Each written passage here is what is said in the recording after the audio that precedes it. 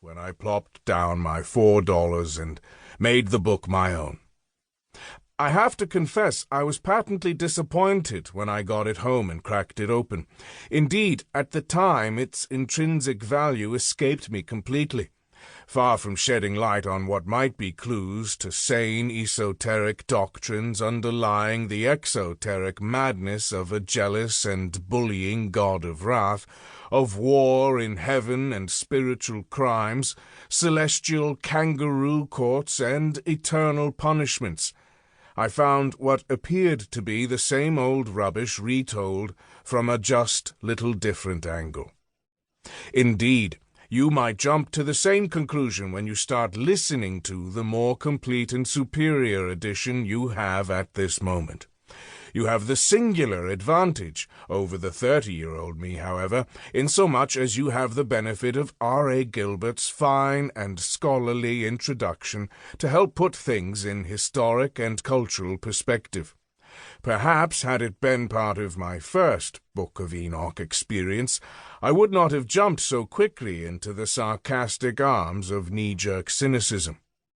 Today, at this more mature season of my life, I see the Book of Enoch the prophet as being a remarkable and important work, not so much for what it says, but for what it is, and what it is appears to be the source book, or one of the source books, for those curious or even unhealthy aspects of Jewish, Christian, and Muslim doctrine that most of us mistakenly think came originally from the Holy Bible, the concept of fallen angels, war in heaven, and the advent of the Messiah. While these doctrines are touched on in books of the Bible and the Quran, sacred literature that influenced its authors and translators and put these legends into context are found in other scriptures that for one reason or another did not make the canonical cut. Would you like an entire alternate backstory to the story of Noah, the Exodus, the Promised Land, the period of the Judges, the building and destruction of the temple, the appearance and return of the Messiah, and Judgment Day? Well then, my friend, the Book of Enoch appears to be full of it. Please don't misunderstand me. I'm not suggesting that the Book of Enoch or any of the books that did make it into the Bible were initially written for the sole purpose of being abused in the future by intensely biased religious, political, or military institutions in order to seize and maintain control over the lives, behavioral patterns, and purses of large portions of humanity.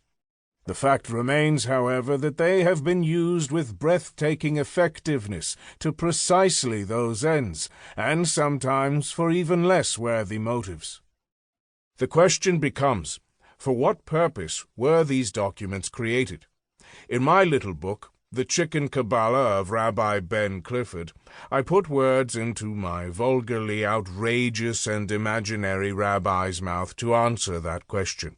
He refers to books of the Bible, but he may just as easily have been referring to any number of sacred texts, such as the Book of Enoch, written in the Kabbalistic style. The people who wrote the Kabbalistic books of the Bible never intended for them to be read by the public. There, I've said it. I feel so much better. Be honest with yourself. Deep in your heart, you've always known it was true, haven't you? How many times have you tried to wade into Genesis or Ezekiel and finally just gave up and said, "What the hell are these guys talking about?" Don't feel bad. You weren't meant to know what they're talking about, not unless you held vital interpretive keys. I know that sounds snobby and elitist, but it's the truth. These texts were crafted by mystics, possessed of profound understanding of the universe and the mysteries of human existence.